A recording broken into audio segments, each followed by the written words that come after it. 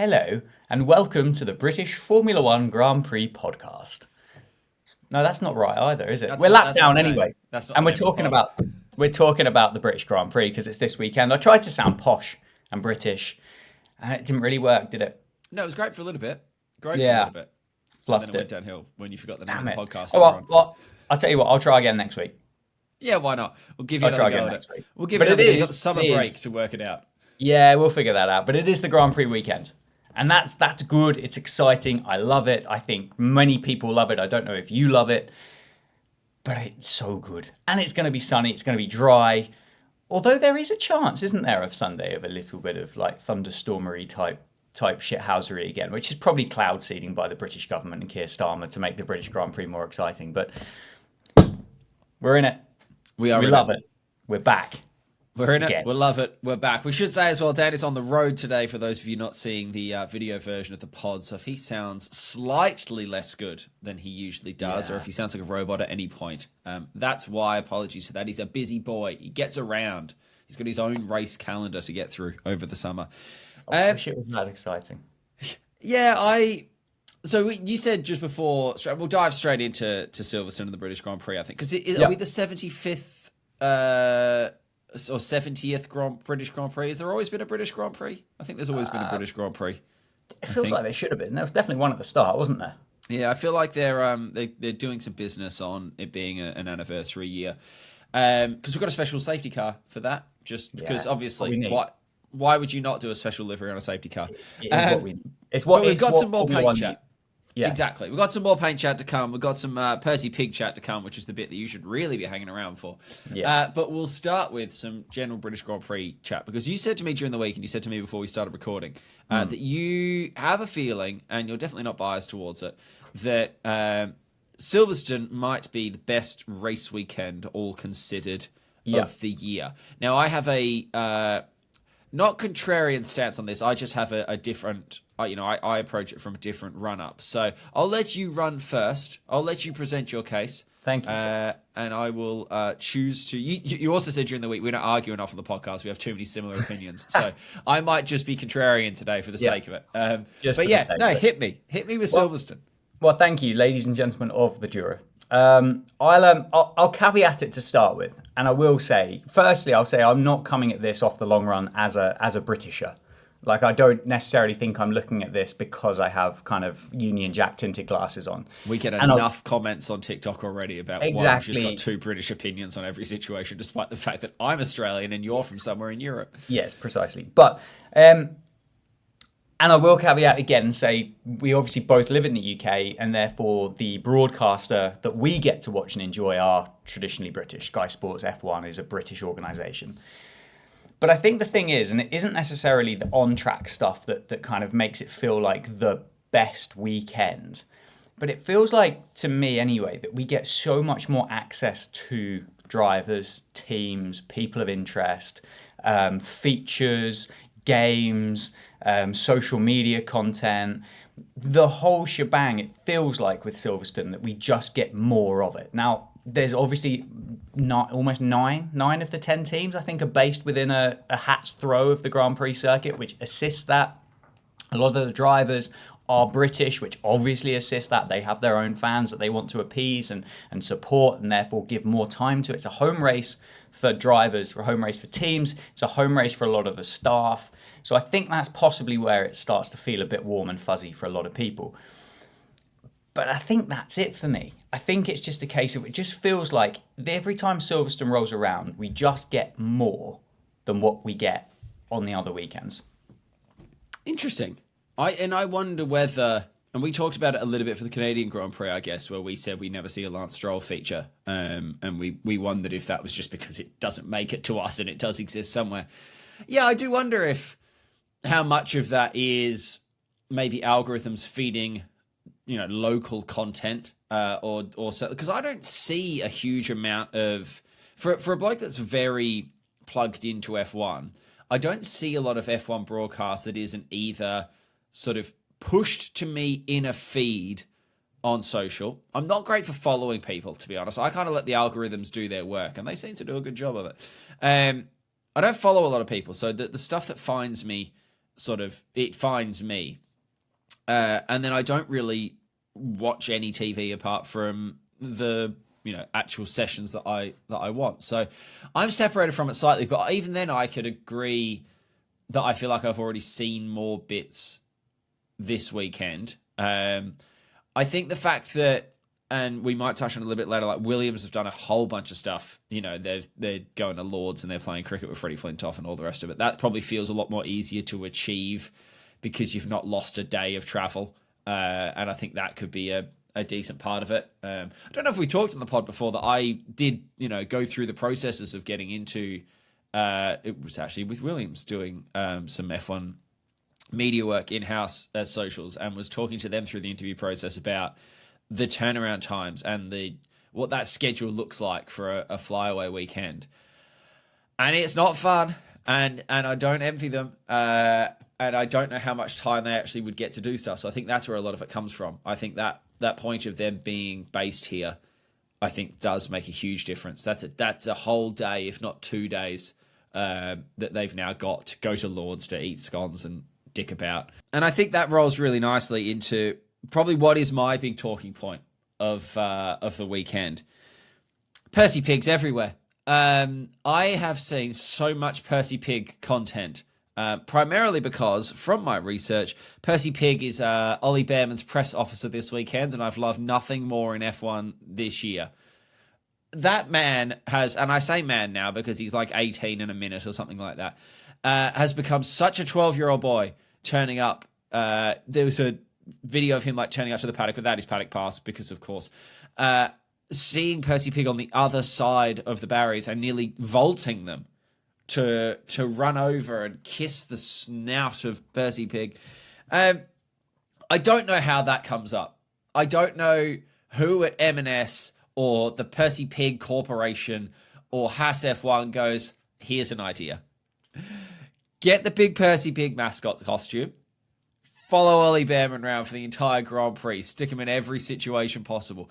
I don't know who comes up with the idea. I don't know who signs off the idea, but whoever it was, well done. Because it's so good. Stunning. Percy Pigs are pretty good too. Oh, aren't they just? What's your favourite Percy Pig confectionery? I'd have to go the OG original. Okay. The OG original would be there for me. That would be my personal choice. Are you going to go slightly off-piste on there? No, I think I'm an OG. I don't mind the inverted ones, the reversey Percys. Yeah. I think a reversey Percy is good. Percys are good, yeah. I also, though, unfortunately, until we get our big-time Mercado Libre sponsorship for this podcast, I'm actually not an M&S shopper, to the surprise of everybody. No way. But what I will say, Lidl, Henry Hippo, very good. Very good, the Henry Hippos. And I'm taking an OG Henry Hippo because they only do an OG Henry Hippo. But it's just... stuff like that is F1. Would that make you a Formula 3 driver? What? Because I like a Henry Hippo? Yeah, would it put you in IndyCar? Oh, they're pretty close. I feel like it's more F2. I think I'm pretty close to the real deal. Pretty close to the real deal. Yeah, so that makes me think I might be IndyCar. Because it feels like F2 might be the reversey Percys, F3 could be the fizzy tails, and F4 could be the little baby ones, whereas the Henry Hippo things is like a completely side tranche to it, and therefore you're in a different series trying to be something similar, but not really the same thing. So I think you might be IndyCar, which is relevant because, I mean, it's the 4th of July. So happy 4th of July, American people. True. Good for you. Have a lovely day. Looks like good fun. But back to Percy Pigs. Yeah, they're a top 3 confectionery. Like if you're stopping in a motorway service station, which I do on a regular basis, for about £5 a bag, they are in contention for a little kind of motorway snack on the way down. And I can understand why Ollie Behrman got a bit excited. I don't think at 35 years old I'd have reacted the same way when I saw Percy Pig on the other side of the barrier, but somebody turned up to me and said, "Do you want a free bag of Percy Pigs?" I'd go, "Yes, please." At 32, I'm vaulting the barrier still. So maybe I've got 3 years before them knees give out on me. But at 32, I'm vaulting the barrier still. Yeah. Sorry that this is entirely an off-topic pod so far, but why is it always an M&S at a services? Why is it never a little Tesco at a services? Why is the luxury brand... Let's get up a Waitrose sometimes, isn't that? Oh, that's not getting any better. If anything, that's getting more expensive. Why is it the luxury brands at the services? Do you think it's because when you walk into an M&S or a Waitrose and you see it's £5 for a bag of sweets, you don't go, "Oh, that's expensive"? You go, Oh, that's fractionally more than what it would be on the high street. Whereas if you M&S. walked in there in an Audi and you look at your Henry Hippos and all of a sudden an 89p bag of Henry Hippos is now £3.90, you're suddenly going, something's not right here. It's possible. It is Maybe, possible. I tell you what, just a side thought to make Silverstone better. Because I know we like street circuits on this podcast, and I know Formula One likes street circuits on this podcast. Yeah. What if somewhere down the Hangar Straight there was an M42 style motorway service station where cars had to go through and navigate the little kind of like whirly bits and then back out onto it after you've stopped for a quick piss and a bag of Percy Pigs? Interesting, because I don't now, and this could cause real strategic headaches, because I don't think I've ever pulled into a services and correctly navigated the 18 roundabouts that there usually is to get into them.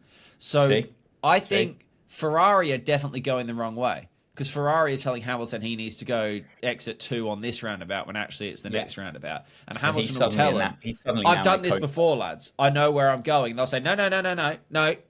You know, third exit. And he'll go, lads, I live here. I know where I'm going. But he'll go with them, and then it's going to end in tears. Yeah. I don't think it's a terrible idea.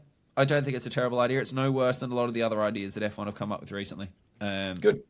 But yeah, we'll put it in the good pile. We'll stick it in the good pile, along with the fact that Percy Pig's there all weekend. Stunning. More giant mascots in the paddock, please. That's the end of the conversation on that. Sign me up. There it is.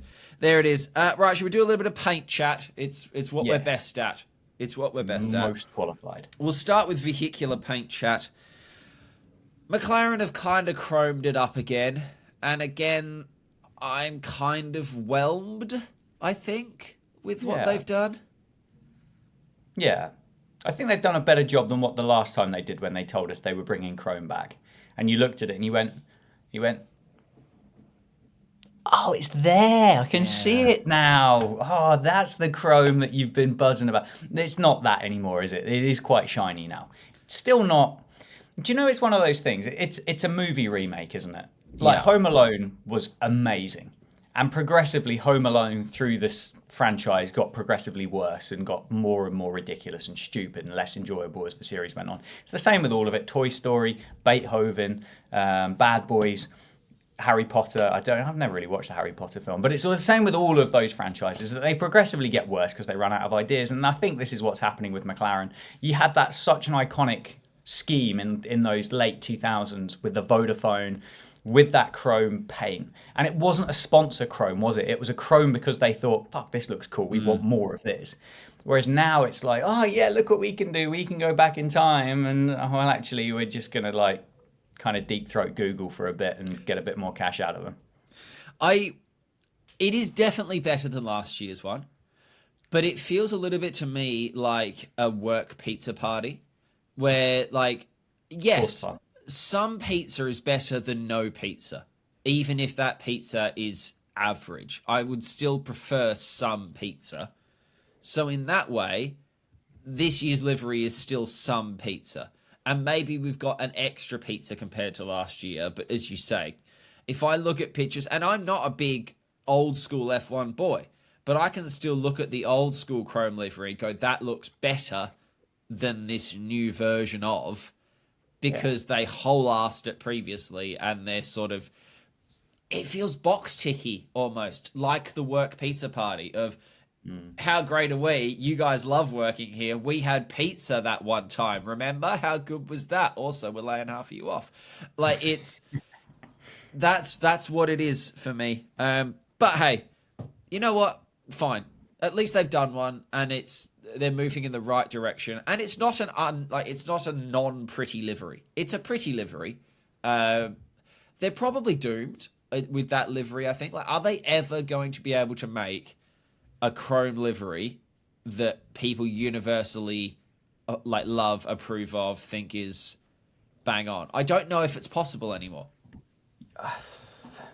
No, I think they'd struggle now, unless they were to bring back the actual setup of what it was before. But even then, I don't think you'd get kind of a comprehensive, oh yeah, this is as good as what it was.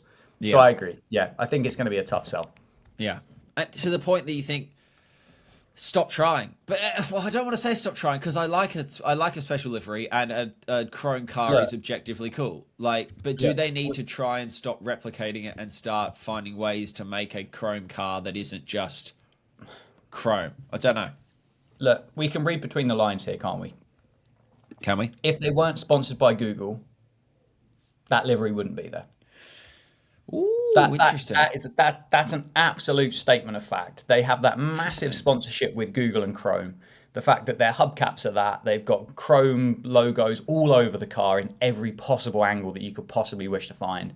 That livery does not happen if they're sponsored by. I was going to say Firefox, but I don't think Firefox exists anymore.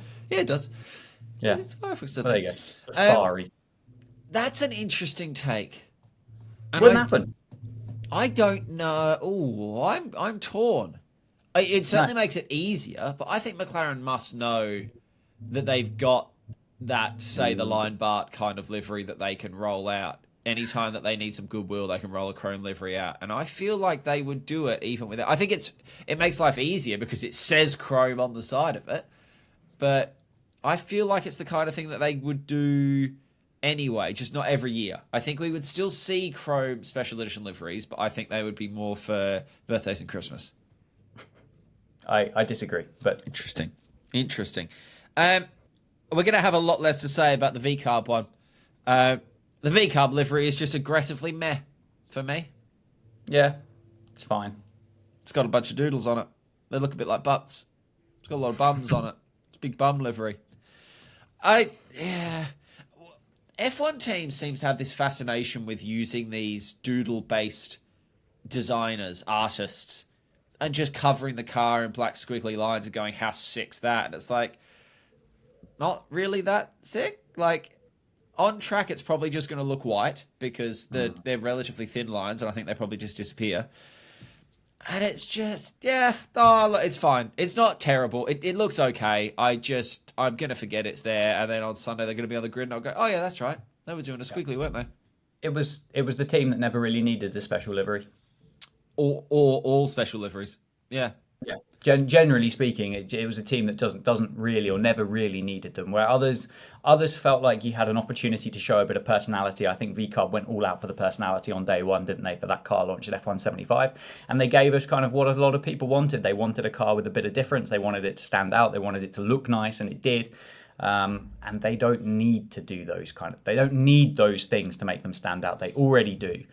Red Bull, Stake, Haas, Williams, Aston, they're the ones that you kind of go, ooh, okay, they've done something funky this weekend. Let's have a look and see what's going on. V-Carb never needed to. Yeah, I'm surprised we haven't had a Williams livery this year. They have, kind of. Have they? Yeah, kind of. There's a little Union Jack on the nose, and I think they painted the front of it slightly different. But they kept that quiet then. I've seen a lot of them playing cricket and a lot of them eating scones and not a huge amount about their livery. To be fair, you could be forgiven if you looked at them from this week to last week and not noticed the difference. If it was one of those childhood kind of drawing book games where you had spot the 10 differences between the item on the left-hand side and the right-hand side, you might struggle to get 5. Oh, is it just the line? Yeah. They added a line, which I think is the Thai flag. Well, no, because it's the red, white, and blue, isn't it? But yes, you could also look at it that way around. So they've added the Thai flag for the British Grand Prix. Yes. Cheers, Williams. Well done, lads. You know what? Their drivers have been busy, though. You know what? I will say, I actually think that livery looks nicer than the normal livery. So I think it is an actual upgrade, and they can probably just keep that for me. I don't really have any notes about it. It's not at all a special livery, and I have just You didn't know it existed until 30 seconds ago. No, and I just found the Instagram post, and they do say we've got a small update to the livery. It's like, you know what? Sweet. Fine. Well done. You've not called it a special livery or anything. Why was that not the livery from the start? It's just nicer. Okay. Well, no, you know what? Williams, fine. It looks okay. It looks better than the V-Carbs. There you go.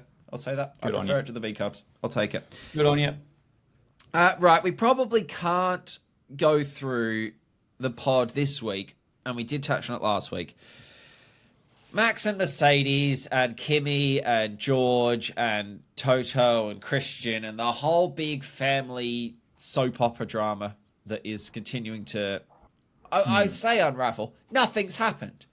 Nothing has happened at all in the last 2 weeks that hasn't been exactly the same as the 6 months before it. But it feels like it's sort of starting to bubble over now, and come up to temperature a little bit. I think we'll find out at the summer break. Toto seemed to be saying about locking their drivers in. Yeah, we won't go too deep into it, but I'll give you a 20-second runner here. Your Toto, assume that you have your choice, right? You have all 3 contracts in front of you and you can pick 2 of the 3. Who are you having and why, please, for 2026? Max and Kimi. Max, because he's a 4-time world champion and one of the best ever to sit in a Formula One car. Whether he's able to adapt and drive a car that isn't built and molded specifically around his buttocks or not, I don't know, but we'll find that out. And Kimi, because he's the future and probably a damn sight cheaper than what George will be when it comes to a kind of budget control. So I think it's that. The cards are very close to people's chest. Max has been asked this weekend and he said he's got nothing more to say. George has been asked this weekend and he said there is no update whatsoever. And Kimi got asked this weekend and he looked like a scared 12-year-old child. So we don't know anything. My question back to you is, and 20 seconds again, do you think there will be a change?